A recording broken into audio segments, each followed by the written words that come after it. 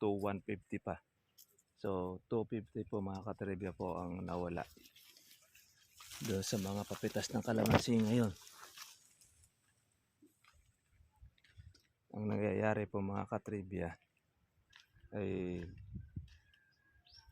sa dami po ngayon na bababa ng kalamansi o nagpapapitas, kinakayod nila po yung hanggang sa kaliit-liitan ay pinipitas. Kaya bumababa po ang presyo ng ating mga kalamansi. At ang sakla pa doon ay kinakayod pa yung bunga. Kaya yun mga ka-farmers.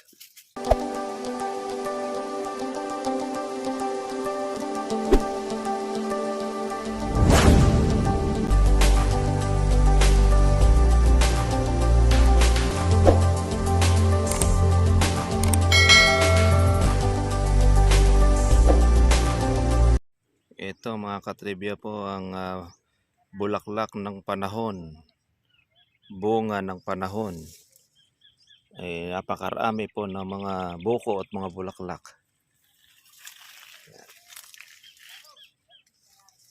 Itong ating kalamansi na ito na namuti sa bulaklak, ang ani niyan Agosto, buwan na po ng August.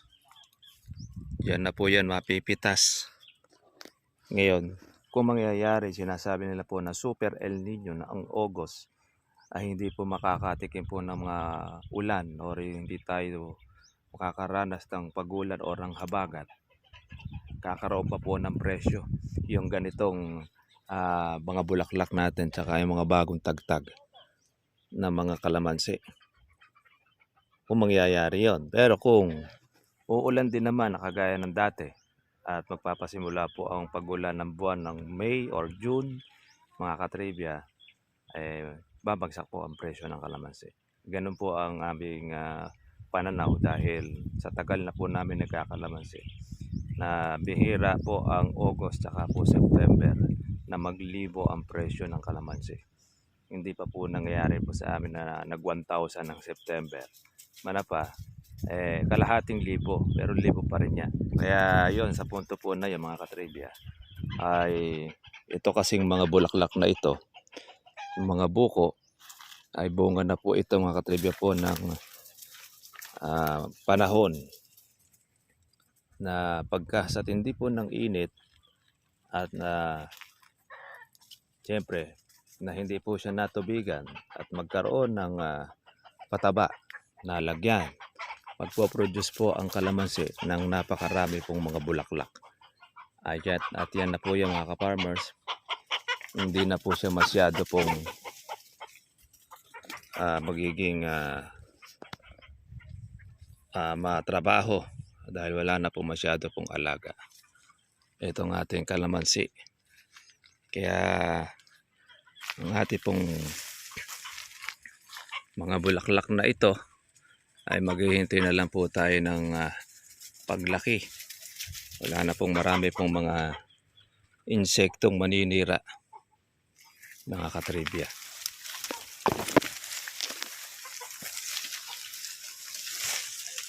Napakabilis pong matuyo ng ating kalamansi mga ka-farmers. Kaya yung kalamansi natin ay hirap pong makalaki.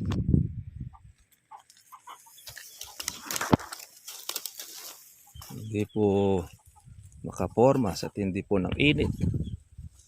Kaya ang kalamansi po ngayon mga ka-farmers ay hindi po palakihan. Nangyayari ngayon, paliitan na po ngayon ng bunga. 2, 3, 4. Yun na nagiging size po ng kalamansi. Agad na agad. Dahil ang kalamansi mga ka-farmers, sa tindi po ng init, ayan o, mga ganito pong size, natutusok na rin po siya ng mga putakti. Kasi ang kalamansi, once na yan mga ka-farmers ay hindi po mapitas. Talagang pag kuminis na po ang kanyang balat, ang punteriya niyan, yun na pong mga putakte. yung mga tumutusok, yung mga fruit fly sa ating pong kalamansi mga ka-farmers. Yan ang kuhan po natin, talagang tubig. Kaya meron na tayo pong mga dapo sa ating pong mga matatandang kalamansi. Ating bunga.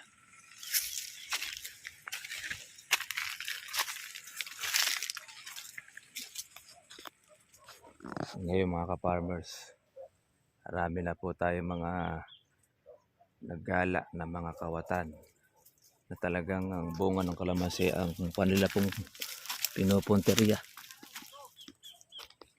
Kaya po mga ka-farmers, eto, talaga pagka nasingitan ka, ay grabe. Expected mo na po yan, mga katribya, na sa panahon natin, ang natatakot na ngayon mga ka-farmers, lalo na dito po sa aming lugar, kinatatakutan po ngayon magnanakaw.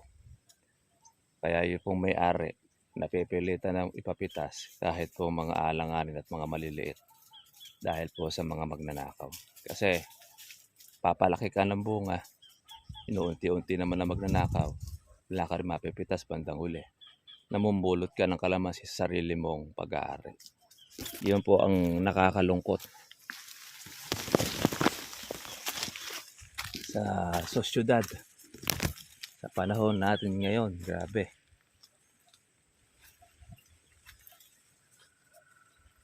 So, yung kalamansi nating namuti ng bulaklak, napakarami bulaklak niyan. Sana ay pag pinitas yan mga katribya ay mayroong presyo. Ayan, hindi na po masyado makalaki ang bunga ng kalamansi natin sa tindi po ng init. Kahit nabasa pa ang kalamansi natin, yan po ang isa sa nagiging problema.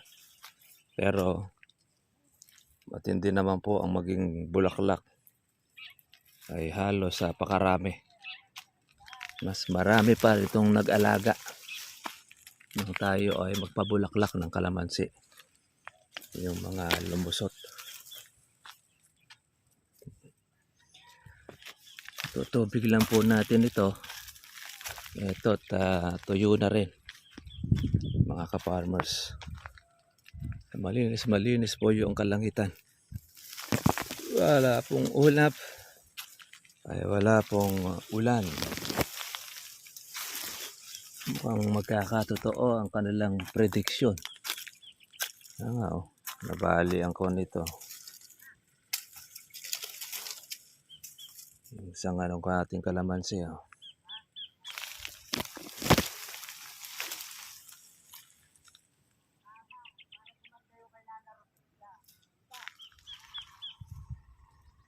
Ayan dumalang ang bunga.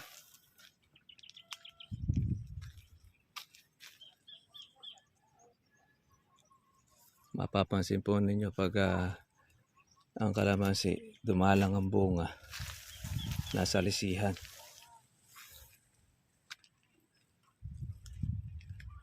Pulo-pulo.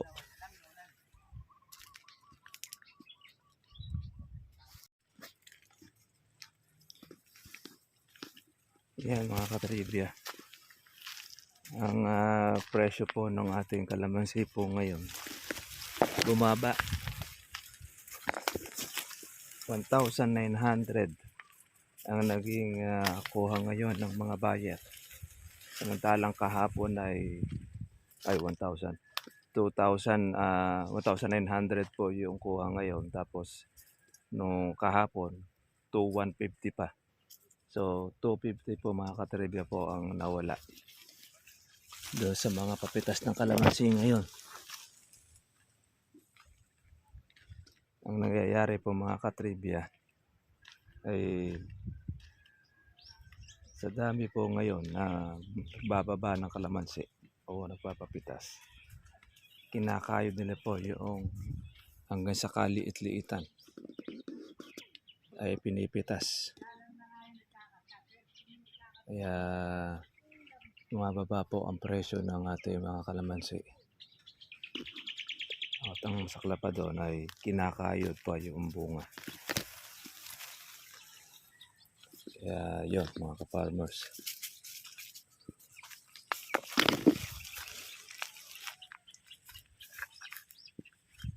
Tapos ayon sa nila, nagpapitas ang Ilocos ng kalamansi. Kaya raw bumaba ang presyo ng kalamansi sa Cabanatuan. Kung totoo kasi wala naman kung gaano kalamansi sa parte ng Ilocos. Ayan, sabi pag nagbaba naman ng Davao, bababa rin po ang presyo ng kalamansi. Iba-ibang probinsya ang magpababa. Kaya pagka yan ay nagkasabay-sabay, mabagsak po ang kalamansi ang presyo, ang demand. Pero pag naubos na uli ang supply, babalik naman uli po sa presyo na 2,000 mahigit ang presyo nito.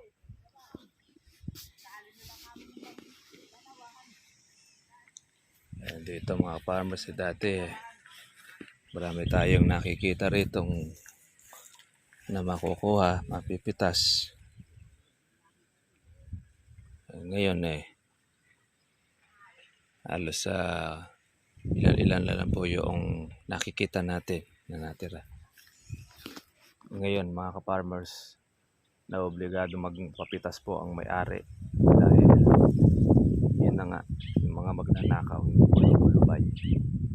Talagang pakikitan ninyo kahit malili, pinipitas na ng may-ari dahil pinupulot o ninanakaw po ng mga tulonggis.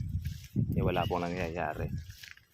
Sayang naman po yung kanilang paghihintay, tsaka po yung hirap, yung ginastos sa isang iglap, mawawala lang kukunin ng mga tulonggis. Yan, dati ko halimbawa nakalaylay ang bunga, nakikita na lang ninyo, wala na pala, nasimot na po ng kawatan. Ginagawa po ng mga magnanakaw, hindi naman po nila purong pinipitas, inuunti-unti nila, pinabawasan para hindi mahalata ng may-ari. Ganyan po ang ginagawa dito. Kaya minsan sasakit ang loob mo pag nakita ninyong bawas na kalamansi po natin. Yung inaasahan mo, hindi mo na mapipitas, matitira na lang yung maliliit na mga bulaklak at mga buko. Yan, pero yung mga una, nakuha na. Dito kasi sa amin, ay talagang hindi pa po nabibigyan pa ng aksyon. Although, marahil lang mga hinala, hindi po naaaktuhan. Merong naaaktuhan na nahulihan, hindi naman po nagpapile ng demanda. Yung ninakaw pagdating sa barangay, sinesettle lang, ganun lang. Pagkatapos nun, wala na, balik uli sa pagnanakaw. Kaya yun na nangyayari. Kaya pag may-ari, ginagawa na lang, sila na lang mismo nagnanakaw sa kanilang sariling kalamansi. Pinapipitas na kahit sa maliit na bunga para lang maging pera na at makuha po yung kanilang ginastos. Paano mga katribya, yun na lang po ang ating pong vlog. Shoutout po sa ating lahat ng mga ka-farmers, mga katribya. Ito, yung ating kalamansi. Tapos po ng bulaklakan, ngayon po ay mga buko na. Monitor na lang po tayo sa mga magiging presyo. Sana naman ay huwag magtuloy-tuloy po ang baba dahil para sana makatikim pa po tayo ng medyo maganda-ganda pong presyo.